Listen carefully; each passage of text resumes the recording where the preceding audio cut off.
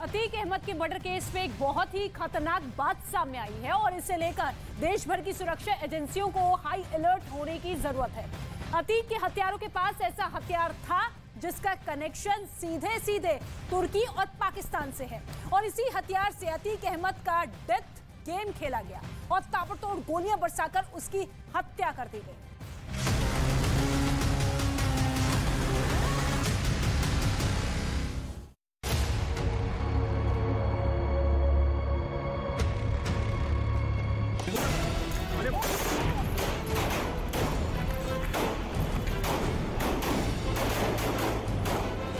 अतीक और उसके भाई अशरफ के मर्डर में एक बदनाम पिस्टल का नाम खूब चर्चा में है। अतीक और उसके भाई अशरफ पर ताबड़तोड़ गोलियां बरसाई गईं। सब कुछ पुलिस के सामने हुआ। इन तस्वीरों में इस पिस्तौल को गौर से देखिएगा।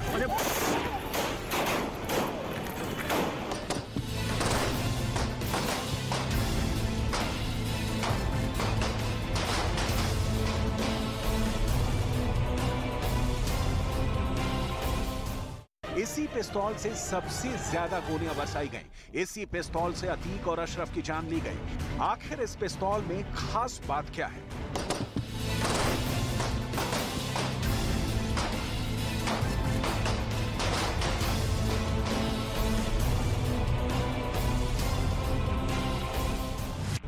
ये पिस्तौल बहुत खतरनाक है क्योंकि ये मशीन गन जैसे फायर करती है।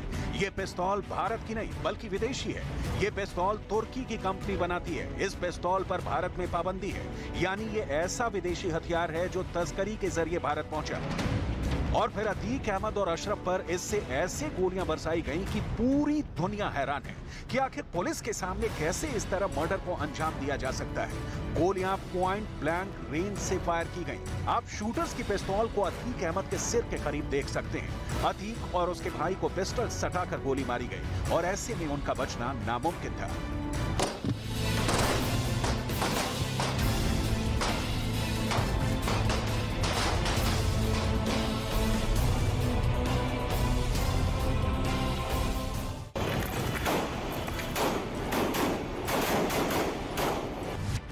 अतीक पर गोलियां चलाने वालों ने जो पिस्तौल इस्तेमाल की उसका नाम है ज़ेगाना।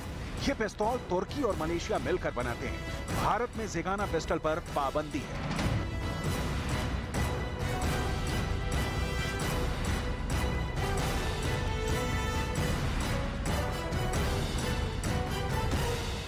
अब सवाल ये कि ये पिस्तौल अतीक और अशरफ के कातिलों के पास कहां से आई, इसकी जांच हो रही है। लेकिन उत्तर प्रदेश की पुलिस भी हैरान है कि इस डबल मर्डर में ऐसी विदेशी पिस्तौल का इस्तेमाल किया गया है। ज़ेगाना एक 9mm की पिस्टल है जिसमें एक बार में 15 गोलियां लोड की जाती हैं।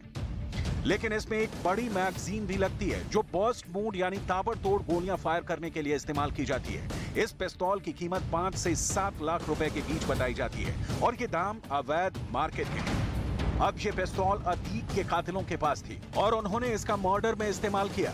उनके पास ये पिस्तौल कहां से आई, ये बड़ा सवाल है। लेकिन इसका जवाब तभी मिलेगा जब ज़ेगाना पिस्टल के बारे में कुछ और बातें आप गौर से देखेंगे। इस पिस्तौल का उत्पादन 2001 में शुरू हुआ था।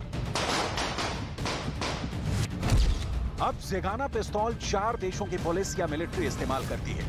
पहला है खुद तुर्की जिसकी सेना ज़ेगाना इस्तेमाल करती है। दूसरा है मलेशिया जो हर साल 20,000 ऐसी पिस्तौल का उत्पादन करता है। तीसरा है अजरबैजान जहां की आर्मी और पुलिस यूनिट के पास ये पिस्तौल है। और चौथा है फिलीपींस जहां की पुलिस ज़ेगाना से लैस है।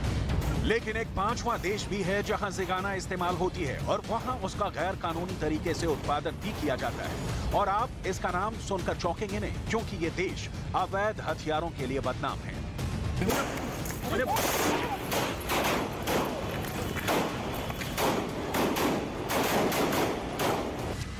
इस देश का नाम है पाकिस्तान जहां के कबायली इलाकों में कई वर्कशॉप में यह पिस्टल बनाई जाती है जो अफगानिस्तान में भी सप्लाई होती रही है और कश्मीर में आतंकवादियों को भी दी जाती रही है। इसलिए अगर अतीक अहमद और उसके भाई अशरफ के मर्डर के बारे में देखें तो बहुत मुमकिन है कि यह पिस्तौल पाकिस्तान की तरफ से स्मगलिंग करके भारत लाई गई हो और यह अतीक अहमद के कातिलों तक भी पहुंचा दी गई हो। पाकिस्तान के पेशावर और कई कबायली इलाकों में यह पिस्तौल अवैध रूप से रखी जाती है और बाकायदा वहां घर घर में बनी वर्कशॉप में ऐसी विदेशी हथियार तैयार किए जाते हैं। जाहिर है कि ज़ेगाना पिस्तौल को भारत में गैर कानूनी तरीके से लाया गया, क्योंकि पाकिस्तान के कबायली इलाकों में ये पिस्तौल बनाई जाती है, ठीक उसी तरह जैसे तमंचे बनाए जाते हैं, फिर से पाकिस्तान में ही बेचा जाता है या फिर आतंकियों को सप्लाई की जाती है। कई रिपोर्ट्स के मुताबिक ये पाकिस्तान से ड्रोन के जरिए भारत लाई गई होंगी, क्योंकि अक्सर पंजाब सेक्टर में पाकिस्तान के ड्रोन हथियार सप्लाई करते हुए पकड़े गए हैं। पाकिस्तान के कबायली इलाकों में ऐसी दुकानें खुल्लम खुल्ला चलती हैं और ना सरकार का उन पर कंट्रोल है और ना ही वहां से निकलने वाले हथियारों पर किसी की नजर रहती है, और इसी वजह से ऐसे हथियार भारत भी आ रहे हैं और ऐसे ही हथियार से अतीक अहमद मर्डर केस को भी अंजाम दिया गया।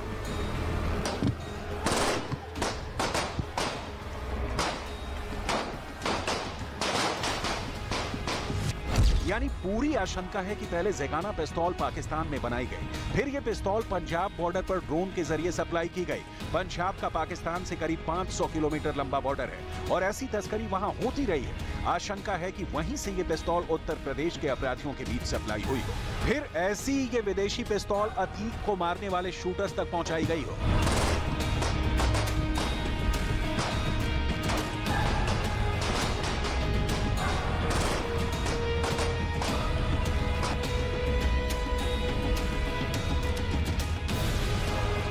और फिर इससे अतीक अहमद और उसके भाई अशरफ का मर्डर कर दिया गया। इस वीडियो में इस पिस्तौल को थामे शूटर को देखा जा सकता है, वो बार बार इससे फायर कर रहा है और बहुत तेजी से गोलियां चला रहा है। ज़ेगाना पिस्तौल में ऐसा फीचर होता है जिससे ये सेमी ऑटोमेटिक पिस्तौल बर्स्ट मोड में काम करने लगती है और तब ये एक हैंड मशीन गन के रोल में आ जाती है, जो वाकई में एक हथियार के रूप में बहुत ही खतरनाक चीज बन जाती है। इसे आराम से छुपाया जा सकता है और छोटी रेंज से टारगेट पर लगातार गोलियां बरसाई जा सकती हैं और छोटे हथियार से ज्यादा गोलियां बरसाने का ऑप्शन कातिल के पास रहता है, जो ज़ेगाना से किए गए हमले को और खतरनाक बना देता है। ठीक ऐसा ही अतीक अहमद और उसके भाई अशरफ की हत्या में किया गया।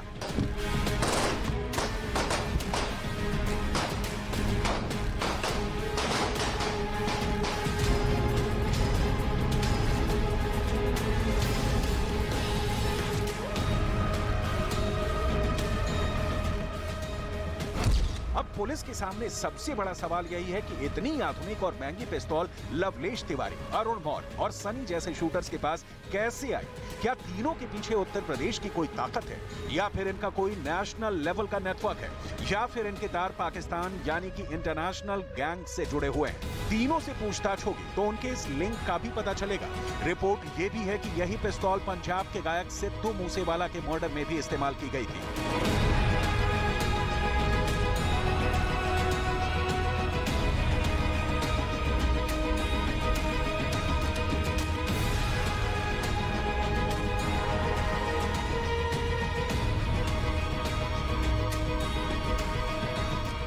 अपनी थार जीप में बैठे सिद्धू मूसेवाला पर भी ताबड़तोड़ गोलियां बरसाई गई थी और उन्हें हमले में 19 गोलियां लगी थी। इसलिए उस हमले में शूटर्स के लिए भी ज़ेगाना ने काम आसान कर दिया था।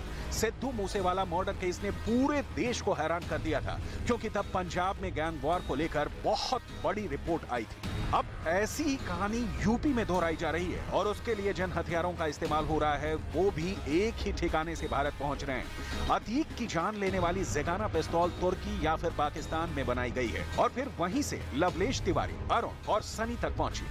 पुलिस तीनों शूटर से पूछताछ कर रही है। पता चला है कि तीनों की लंबी क्रिमिनल हिस्ट्री है और इनमें से एक पर तो जीआरपी पुलिसकर्मी की हत्या का भी आरोप है, यानी तीनों पेशेवर अपराधी हैं। तीनों शूटर घटनास्थल पर पत्रकार बनकर पहुंचे थे और फिर जैसे ही अतीक और अशरफ मीडिया के सवालों का जवाब देने लगे, तभी तीनों शूटर्स ने दोनों पर गोलियां बरसानी शुरू कर दी। पुलिस के मुताबिक अब तक की पूछताछ में पता चला है कि अतीक और अशरफ के मर्डर के पीछे इनका बड़ा लक्ष्य है। ये तीनों बड़ा माफिया बनने का ख्वाब देख रहे थे और इसीलिए इस हत्याकांड को यूपी पुलिस की सुरक्षा के बीच अंजाम दिया गया है।